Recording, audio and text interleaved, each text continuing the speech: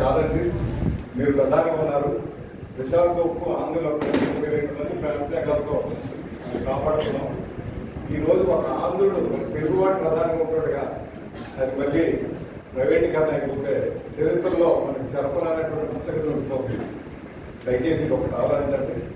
మీరు స్వార్థంగా మీ రాష్ట్రం మన రాష్ట్రం ఆలోచించి స్వార్థంగా జాతీయ ప్రాజెక్టుగా ఈ జాతిని ఈ దేశానికి మేలు చేసేటువంటి మంచి ప్రాజెక్ట్ అది నిలబెట్టాలంటే ఏం చేయాలి అంటే క్యాపిటల్ ఎక్స్ట్రాక్షన్ చేయండి. అప్పట్లో కన్స్ట్రక్షన్ కాస్ట్ చాలా ఎక్కువైపోయింది, 8,000 కోట్లు అయిపోయింది, 3,000-4,000 కోట్లు అయ్యింది. దాంతో ఇంట్రెస్ట్ ఓవర్ హెడ్స్ ఎక్కువైపోయి ఇంట్రెస్ట్ రైట్ ఆఫ్ చేయండి. ఇచ్చినటువంటి లోన్ 8,000 ఈక్విటీగా కన్వర్ట్ చేయండి. అంటే అందులో 50% అంటే 4,000 కోట్ల రూపాయలు ఈక్విటీగా కన్వర్ట్ చేశారు. ఇంట్రెస్ట్ 1,600 కోట్ల రూపాయలు రైట్ ఆఫ్ చేశారు. అవి చేశారు కాబట్టి 2వ సంవత్సరంలో 2,000 కోట్ల రూపాయలు లాభం తీసుకొచ్చింది. కాబట్టి ఇప్పటికీ కూడా స్టీల్ ప్లాంట్ గురించి మనం మాట్లాడుకుంటా ఉంటే దానికి ఆద్యుడు మళ్ళీ పివి నరసింహరావు గారు. ఇప్పుడు మాట్లాడిన చాలా మంది చూస్తున్నాం, ఈ విషయం ఎవరు చెప్పట్లేదు.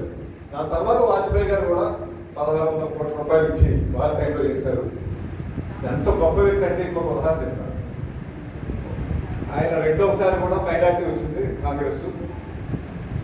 అప్పటికే అక్కడ అయోధ్య టెంపుల్ అయింది, గొడవలతో ఇబ్బంది అయింది, రాలేదు. 2వసారి మైనార్టీ వచ్చింది.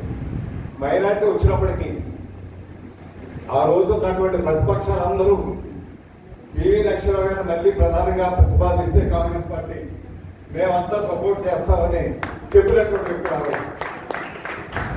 దాని దురదృష్టం ఏంటంటే మన ఇంట్లోనే సపోర్ట్ చేయలేదు. అది అంటే ఇంటి బాధ పరమేశ్వరుడు కూడా తీర్చలేదు పద్ధతిగా సాగుతుంది.